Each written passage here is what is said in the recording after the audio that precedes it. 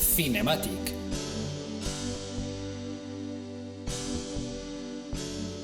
Bienvenidos a Cinematic, este espacio en el que hablamos sobre la comunicación interna y externa en el ámbito de las matemáticas, el arte, la tecnología, la ingeniería y la ciencia. Yo soy Diego Marqueta, consultor y formador en comunicación y presentaciones.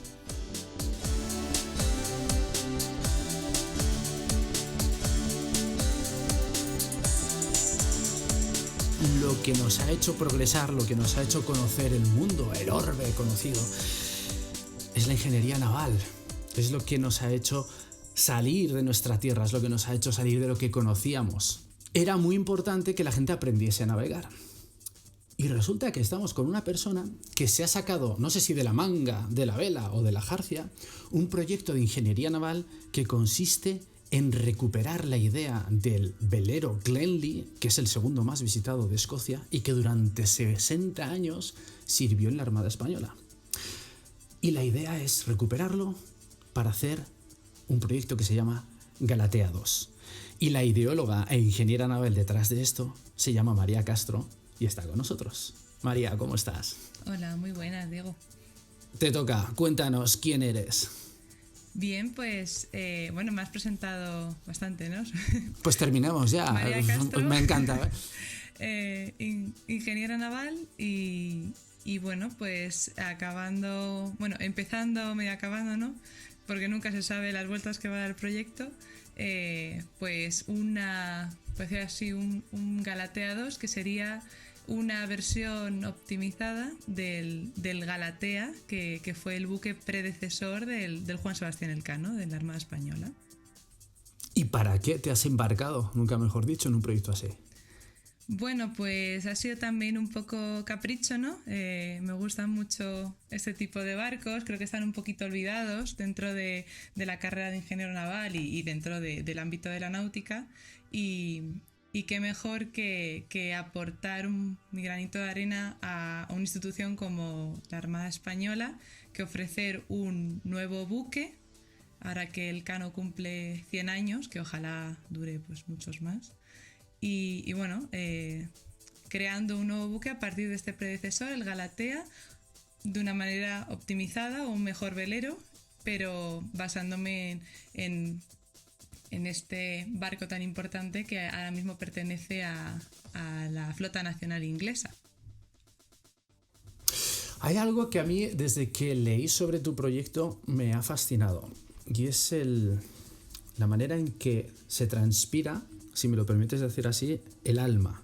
Es decir, tú para ponerte a calcular, diseñar, recuperar conceptos navales de la época, mezclas una parte de técnica, de ingeniería, y una parte de historia. Pero es que además te has embarcado. Tú, a la hora de desarrollar los proyectos, digamos, te echas a la mar y sabes lo que es estar con el hacha, con la lija y preparando las cuadernas, no en el mar, sino en el astillero, pero vives en tus propias carnes lo que es el cabeceo, lo que es el sentir un oleaje intenso, porque eso no nos lo dice una fría ecuación. Entonces, ¿esto cómo te llevó tu recorrido a hacer esto? Pues esto fue yendo a la aventura y decidiendo que para saber lo que hacía, lo mejor que podía hacer era montarme en un barco, ¿no? Y no, en vez de elegir uno convencional, pues elegí una réplica que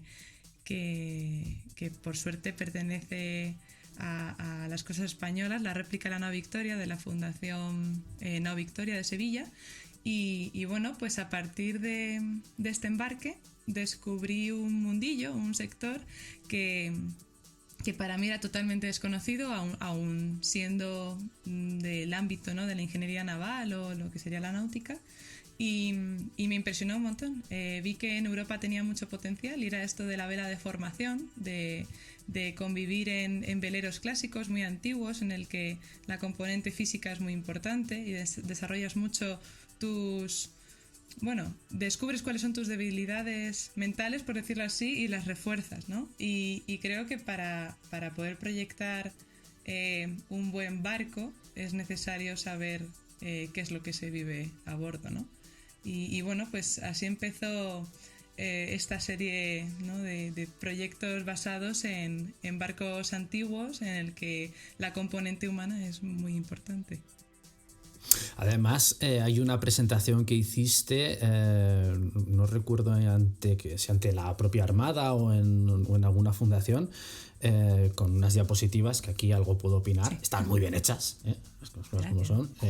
Tanto la parte de las ecuaciones, la parte de luego se mezcla con planos, con diagramas clásicos, ¿no? Sí. ¿Qué querías contar con esa presentación?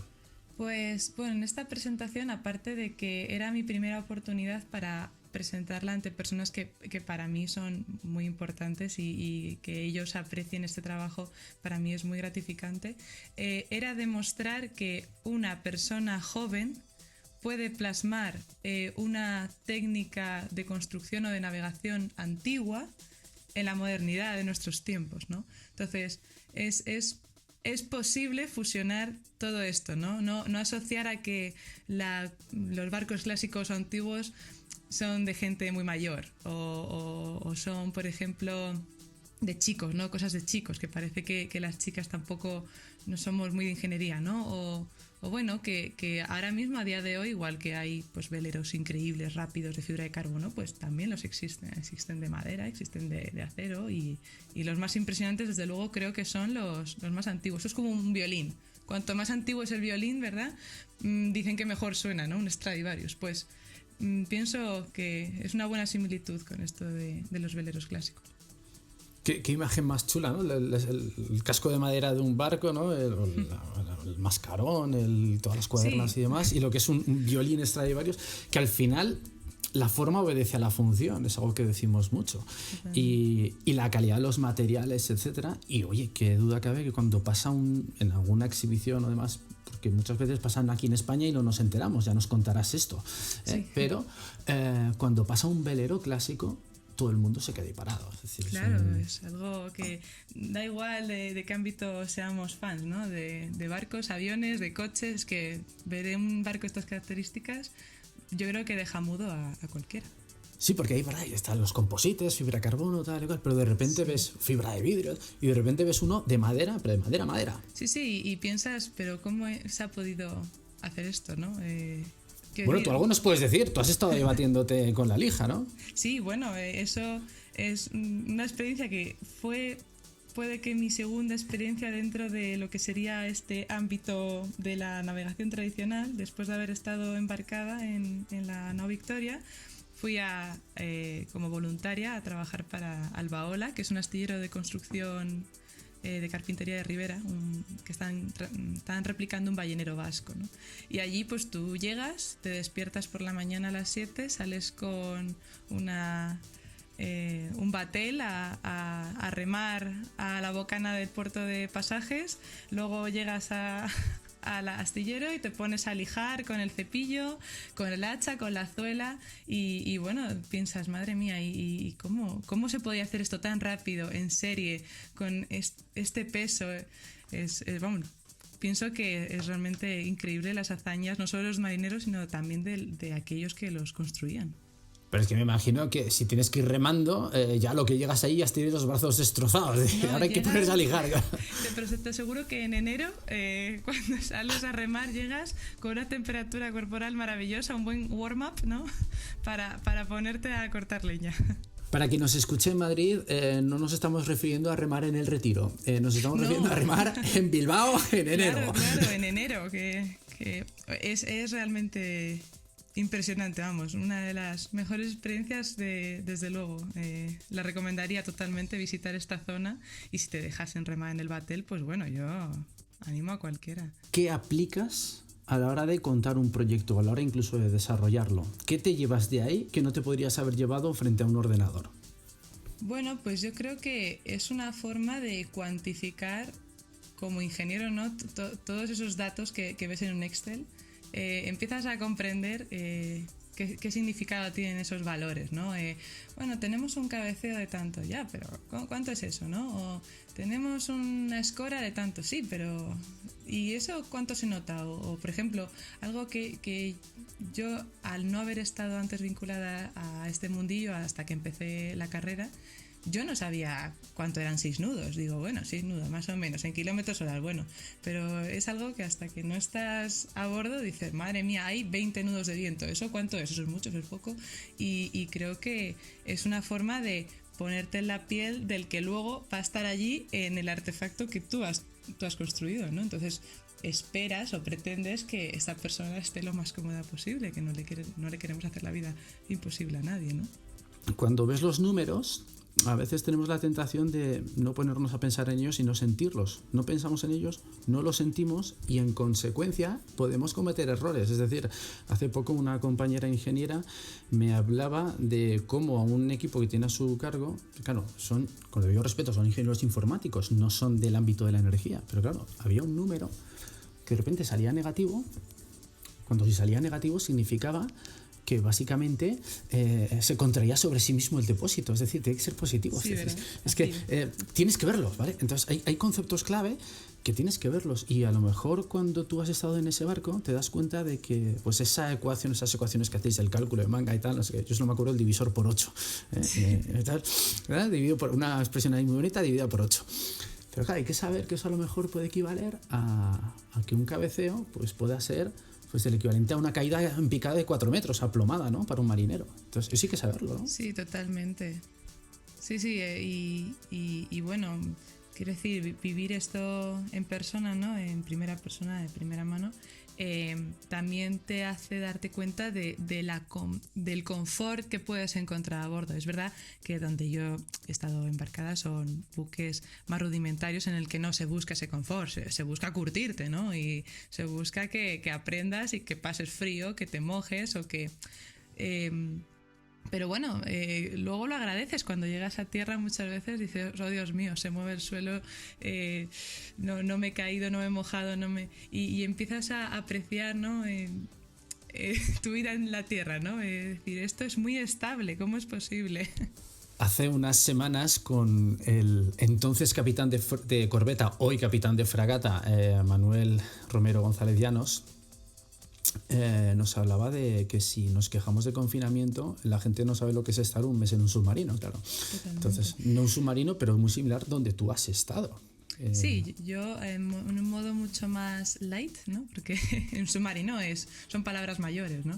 Pero bueno, te das cuenta de que, bueno, yo a lo mejor a bordo estuve seguido, no sé, 5 días, pero de seguido. Pero todos esos marineros que se embarcaron... Hay que estar, ¿eh? Y además una persona como yo que se marea mucho, pues empiezas a añorar la tierra firme, pero aún así te lo pasas muy bien. Pero también te hace darte cuenta de la hazaña que supone que, pues, por ejemplo, ahora que celebramos el 5º centenario de la Vuelta al Mundo de Magallanes Elcano, te das cuenta de las personas que sobrevivieron o que hicieron la mitad del camino o que hicieron solo un cuarto, da igual lo que durasen, es durísimo, durísimo. Y todo tu cuerpo se tiene que adaptar a una nueva forma de vida en un espacio mucho más reducido, con personas con las que al principio no tienes confianza, o sí o no, te puedes caer mal, te puedes caer bien, tienes que fomentar la convivencia porque no queremos peleas a bordo, ¿no? Y luego te das cuenta de lo inestable que puede llegar a ser el suelo que pisas, ¿no? Todo de repente se vuelve un desafío para ti. Todo está patas arriba. Nada tiene que ver con la tierra, y creo que es una experiencia que, bueno, hay gente obviamente que la ha experimentado, pero un alto porcentaje no sabe lo que es vivir en el mar y crear un artefacto que flote y que te dé seguridad. Dependes es más o menos un refugio, ¿no? Lo que te separa del agua y tus pies. Entonces, bueno, yo creo que desde luego habría que... es un tema a desarrollar, ¿no? La capacidad física y mental de esas personas que dieron la vuelta al mundo por primera vez y que es de estos años, ¿no? Con estos cascarones, porque eran cascarones. Es todo un hito, vamos. Me parece envidiable esa fuerza física y mental que tendrían. Y sin embargo, Inglaterra, Francia, no solamente lo tienen claro, sino que da la sensación de que el concepto de la mar está muy vigente en el día a día. Es decir, esto no hace falta un podcast como este y a una persona que ha hecho un proyecto extraordinario como el tuyo para tenerlo claro, que en aquellos cascarones se la jugaban y todo su microcosmos, su universo era pues esa embarcación, ¿no? Y en cientos y miles de kilómetros alrededor, el agua. Entonces, ¿qué es lo que pasa para que aquí en España, por lo que sea, hemos dejado de mirar al mar? Y si miramos al mar es desde el chiringuito. Pues no sé exactamente la razón y me gustaría saberla para poder enmendarlo, claro. De por qué en España a lo mejor esta tradición o la cultura náutica de España no se ha desarrollado tanto como en otros países. Y puedo poner ejemplos perfectamente. Cuando estuve embarcada lo pude comprobar porque yo estuve embarcada alrededor por Europa, ¿no? Por las costas de Europa en el norte. Y bueno, yo embarqué en Inglaterra y ya es bien sabido que los ingleses son muy orgullosos de todo lo que hacen, ¿no?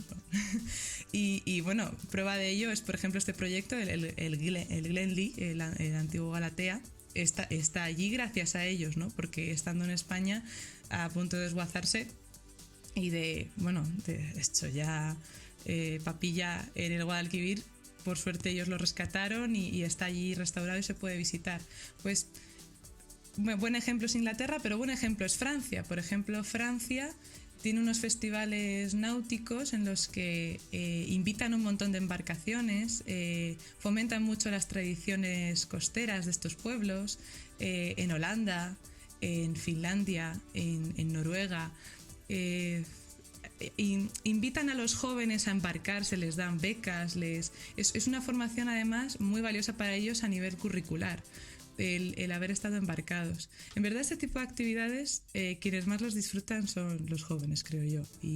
Porque al final es un campamento de verano, pero en un barco, y estos barcos pues son bastante impresionantes, ¿no? Entonces, tener el honor de poder estar navegando en verano en un buque de a lo mejor más de 100 años, como algún buque noruego que se me ocurra así a voz de pronto, pues eso tiene que ser increíble.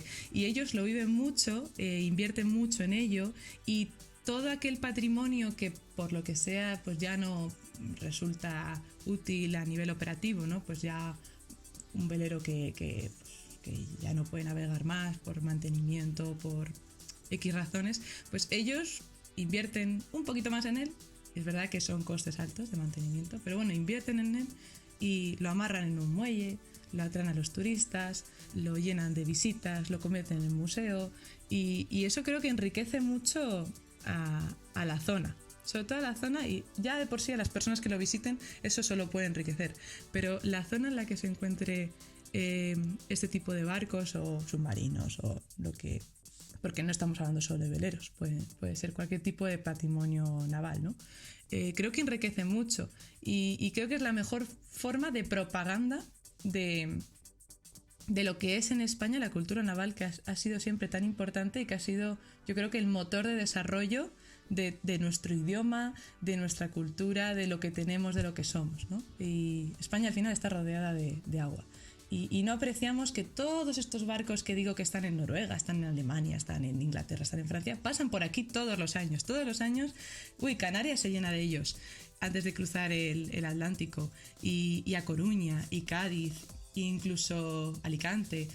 Todas las costas del Mediterráneo, Atlántico, todos reciben visitas de este tipo de barcos. Y es una pena que no se fomente que estos barcos nos visitan, porque no suele ser noticia, no suele ser algo muy difundido. Y vas a Francia y hay colas enormes para visitar el barco y una bienvenida y música y charangas. Y en España, pues bueno, vienen, le hacen una foto y poco más, ¿no? A veces ni abren las cubiertas porque no hay nadie que les visite.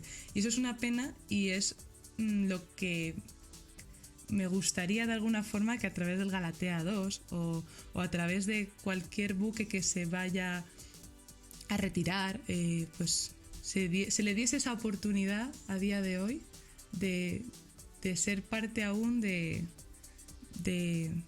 una ciudad, de un grupo de personas, de que le puedan visitar, y creo que es la mejor forma de divulgar todo esto. Pido perdón a los que nos escuchan porque interrumpir con mi voz tu discurso es un crimen.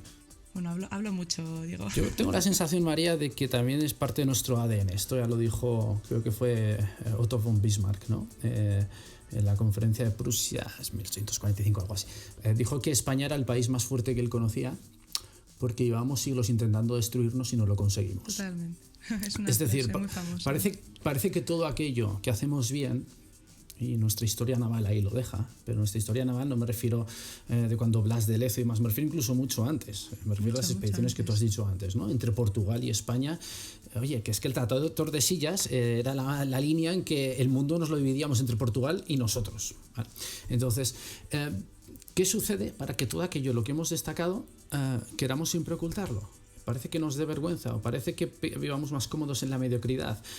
Parece que todo aquello que ha sido excelente puede dar más contraste a las cosas que no hacemos bien hoy. No, maldita sea. Mejoremos lo que hay que mejorar, pero ensalcemos, siempre con humildad, pero aquello que hemos hecho bien. Puede ser. En Francia efectivamente, en Francia hay un respeto y una admiración por lo naval enorme. No se considera algo tan elitista. Es decir, gusta. En Inglaterra, ¿qué te voy a decir? El Cathisar que hay en Greenwich, ¿no? El Glenlee, que es el segundo más visitado ahí en Escocia, ¿no? Oye, el cuadro, la quinta esencia de la pintura británica, Ted Turner, es... el remolque del Temerario, el vapor del Temerario, ¿no? Remolcado por un vapor, ¿no? Que es una lección de pintura en sí mismo, ¿no? Vamos a ver, ¿qué te parece si recuperamos a tu bebé, que se llama Galatea 2? El Galatea 2, ya que el Galatea está en buenas manos. El Galatea está en buenas manos y el Galatea 2 está ahora en las mejores manitas, que es las tuyas. Entonces, ¿en qué proceso está? ¿En qué fase del proceso, está ahora mismo? ¿Y cómo lo ves en el corto plazo? Pues, este proyecto siempre empezó enfocado al Galatea, pero no sabíamos de qué forma. Digo sabíamos porque mi principal apoyo en este proyecto es mi tutor, Rodrigo Pérez, de la Escuela de Navales. Este proyecto quería sí o sí ser un poco homenaje desde el principio al Galatea, pero no sabíamos si íbamos a coger tal cual el casco del Galatea y a ponerlo un poco más bonito, o si íbamos a cambiar algo. Entonces ahí empezó un debate intenso entre si el Galatea era el barco que queríamos o no queríamos. Es decir, el Galatea nos gusta mucho, pero ¿es realmente un barco que a día de hoy quiera alguien comprar como armada para la función que tiene un buque escuela, ¿no? Que es, pues bien... beber ron, como los antiguos barcos piratas. Bueno, justo en el ámbito militar a lo mejor menos, ¿no? A lo mejor menos. Pero básicamente es dar formación a los cadetes, ¿no? A marineros, oficiales, a quien vaya dirigido ese adiestramiento, y luego tiene una función muy, muy importante que es la de representación de ese país, como una embajada flotante allá a donde vaya, ¿no? Y entonces empezó un estudio algo más ingenieril, por decirlo así, menos romántico, de querer recuperar el Galatea, y dijimos, vamos a ver, ¿cuáles son las características de todos estos buques escuela que a día de hoy ondean bajo una bandera de X país con la función de buque escuela militar? Entonces nos empezamos a dar cuenta de que el Galatea tenía una característica que le hacía un poco especial, y especial, vamos a decir, en el sentido negativo, y es que era un buque mercante. Fue un buque comprado de segunda mano, ya había operado muchos años como buque mercante antes de que la Armada Española lo comprase. Dijeron, mira, está muy bien de precio. Y lo mismo sucedió con un velero anterior, el Nautilus, que también era escocés, el Carrick Castle. Y bueno, pues era un barco que estaba bien de precio, lo adquirieron, necesitaban buques escuela. Y el hándicap de este barco es que era un buque mercante, y las formas de este buque mercante, pues así en resumidas cuentas, para tampoco aburrir mucho, ¿no? Nos podemos imaginar un barco muy rápido, ¿no? Con unas formas muy afiladas, como una flecha. Un buque mercante que vemos en el puerto, o esos que entran grandes, pues son muy mangudos, tienen mucha manga, son muy anchos, son un cuerpo muy cilíndrico, son muy lentos. Y lo mismo pasaba con los veleros, aunque fuesen veleros también podían ser más lentos, menos lentos, y es lo que le pasaba al Glenlee o al Galatea en este caso. Era un buque mercante cuyas formas denotaba que no era tan veloz y tan vistoso a lo mejor como lo que es el Juan Sebastián Elcano, como es el Cutty Shark, como es cualquier Clipper, ¿no? Que son más rápidos. Entonces, este barco era muy querido por los marineros que tuvieron su formación en él y que navegaron en el Galatea, pero es verdad que fue un buque que poco a poco se fue desplazando muy temprano, porque el Juan Sebastián Elcano apareció poco después, ¿no? Se acabó de construir poco después de que se comprase el Galatea y se fue relegando a funciones más secundarias, ¿no? Cada vez más apartado de lo que es la función de un buque escuela, hasta que acabó como un pontón en Ferrol, y ahí continuó hasta que desgraciadamente se echó a perder, se quiso recuperar, se llevó a Sevilla, en Sevilla no se pudo recuperar y acá aparecieron sus padres, los escoceses, y esta fundación que se lo llevó, lo remolcó hasta allí, pagó todo y ahora luce igual de bien. Entonces este proyecto, al fin y al cabo, se está enfocando de manera que efectivamente nos estamos basando en las dimensiones del Galatea, en su aparejo, ¿no? Porque un aparejo dice mucho de un barco, pues una fragata, un bergantín, una corbeta. En este caso va a tener el mismo aparejo que el Galatea original, pero las formas van a cambiar un poquito para que cumpla con la normativa actual de estabilidad, porque yo al final tengo que aprobar el proyecto, ¿no? No queremos que nos lo echen para atrás. Que flote. Esto es como una ITV, no, es muy bonito, ¿no? Es una moto custom, es muy bonita la moto custom, pero a lo mejor la matrícula no está como yo quiero que esté, ¿no? Pues en este barco pasa lo mismo, yo quiero que pase todo. Entonces bueno, pues va a sufrir ciertas modificaciones, no va a ser como el original, pero la idea es un poco alentar y dar un toque de atención sobre esta problemática que tenemos desgraciadamente en España, y es que descuidamos mucho nuestro patrimonio. Y al final estamos recurriendo a una versión 2.0 de algo que hemos tenido que era increíble y que mucha gente quería que se quedase en España, ¿no? Que desgraciadamente no ha podido ser. Pero bueno, esto es un poco toque de atención, es un poco nostalgia por querer recuperar algo que en su momento pues nos pertenecía, que era este barco. Y también, bueno, pues alentar un poco, sí, atraer a gente de mi edad o más mayor o de cualquier edad, ¿no? Pero a que estas cosas hay que cuidarlas, que son únicas, y que aunque muy poquita gente esté relacionada con ellas, porque dices, ¿cuántos marineros están relacionados con el Galatea y que quieran conservarlo? Pero es que esto nunca te va a empobrecer, esto siempre te va a enriquecer. Y creo que es un buen homenaje, ¿no? Aparte de un toque de atención, que tampoco hay que echar la bronca a nadie, pero es un buen homenaje a este barco y a la larga trayectoria de la Armada Española, ¿no? Que creo que es una historia apasionante y muy, muy... Y lo que le queda con proyectos como el tuyo. Oye, me imagino que tú te encargarás de reclutar a toda la tripulación. Vas a hacer el corte así en plan que se parezcan a marineros piratas como los del Capitán Garfio, mi adorado Capitán James Garfio. ¿Les harás tú los tatuajes con el ancla y todo eso? Bueno, los tatuajes es algo que se ganan con el tiempo. Los tatuajes son para los marineros más experimentados, ¿no? Eso, bueno, como todo en el mar, ¿no? La cultura naval se crea, ¿no? Se forja a través de experiencias en el mar, ¿no? Y los tatuajes son parte de ello, igual que todos los rituales que tienen, ¿no? Y bueno, pero entonces no has vivido los rituales, esas supersticiones, ¿no? Sí, las supersticiones cuando estás a bordo te las crees todas. Es como una religión. Al final... el mar es un territorio totalmente desconocido, ¿no? Y empiezas a cuestionarte todo. Dices, madre mía, ¿qué habrá ahí abajo? ¿Qué me deparará mañana? ¿A quién rezo cuando haya una tormenta? Es que poca broma, cuando tú estás ahí en un velero en alta mar, ¿no? Dices, voy a darme un chapuzón. Y de repente piensas, es que hay un vacío. 800, 700 metros hacia abajo. Es que aquí viene el tiburón buscando a Nemo. Totalmente. Y me come. O sea, quien no haya experimentado la talasofobia, que es la fobia a la inmensidad, que se meta un momentito. No hay que irse muy lejos de la costa, tampoco.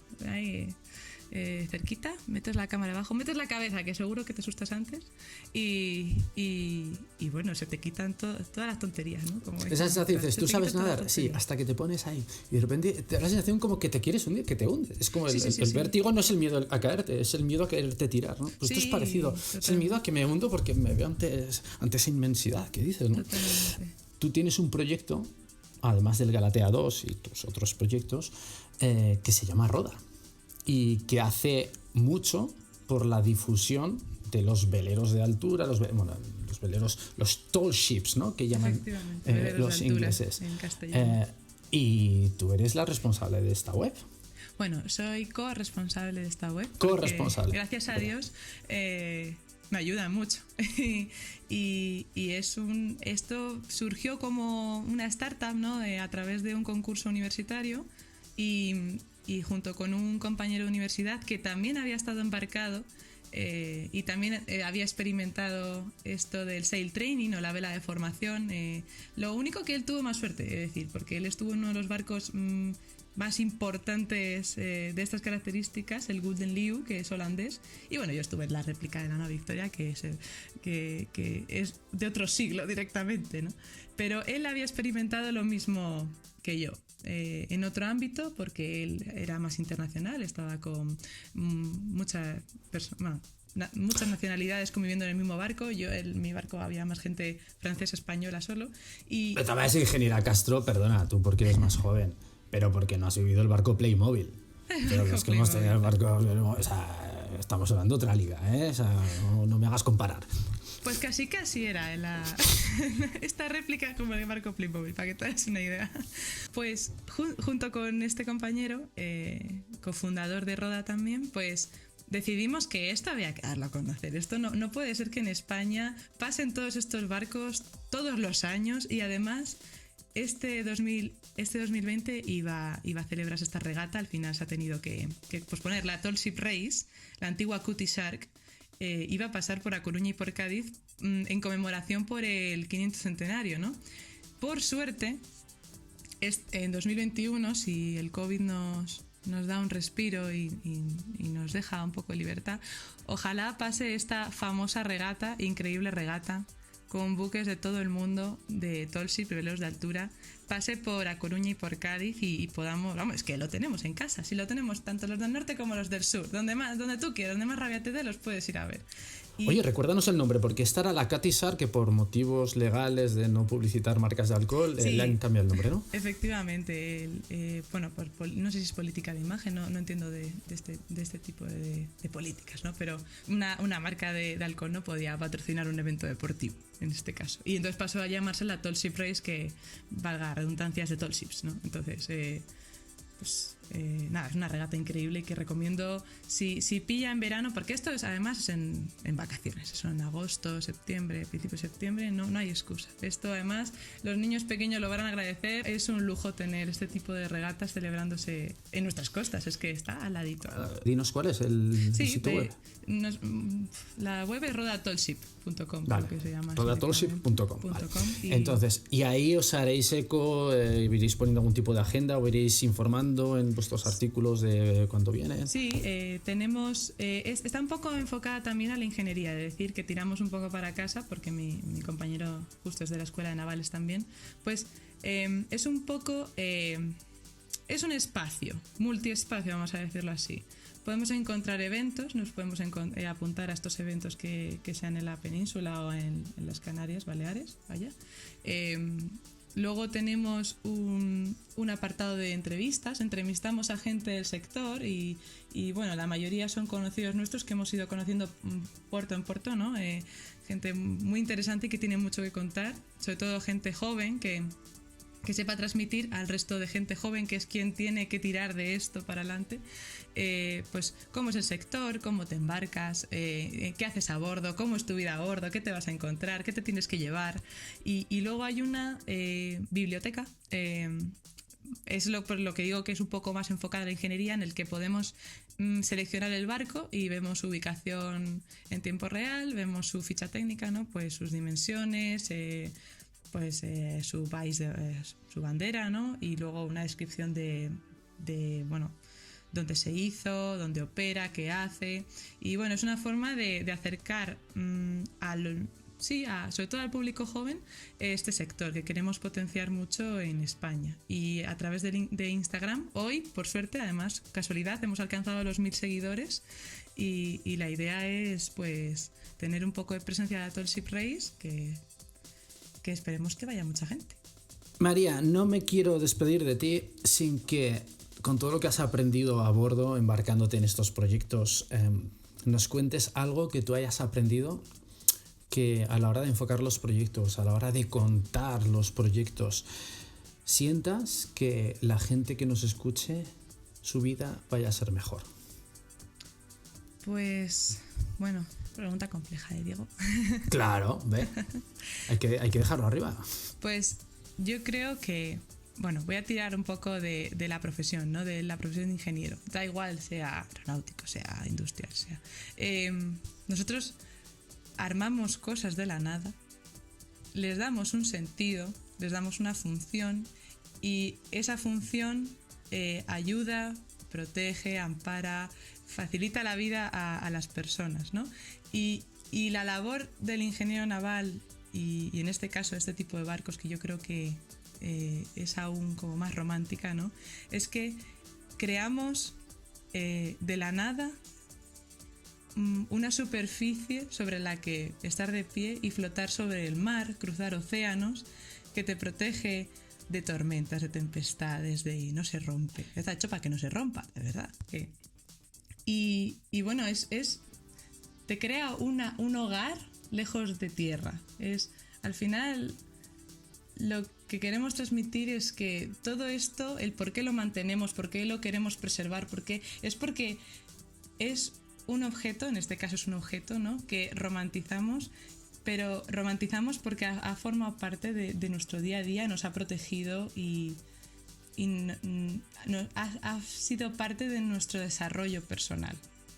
Entonces, creo que es una visión un poco romántica de lo que es un barco, pero al final, cuando estás allí en el mar, lo que agradeces es que no te estás mojando, que estás flotando, que estás surcando los mares, sensación de libertad. Y de que estás protegido y que eres totalmente libre. Eso es al final lo que es la idea de velero, creo que es, ¿no? Simplemente eres tú, los elementos y un barco. Y ya está. Qué maravilla. ¿Me das permiso para ya no plegar velas, sino bajarme yo de tu barco? Te dejo con el palo mayor, el Génova y demás ahí extendidos. Sigues navegando, pero no sin antes decirte que ha sido un placer conversar contigo, María. Estoy convencido de que hemos aprendido cosas que ni nos imaginábamos y que si con este ratito las personas tienen un puntito más de interés por lo naval y por el mar, que es lo que nos rodea, creo que habremos hecho un rato productivo. Muchas gracias, Diego. Gracias, María, por haber estado con nosotros. Hasta luego. Nos esperamos en la próxima edición de Cinematic, donde hablaremos sobre más aspectos de matemáticas o arte, tecnología, ingeniería o ciencia. Sed buenos y hasta pronto. Cinematic.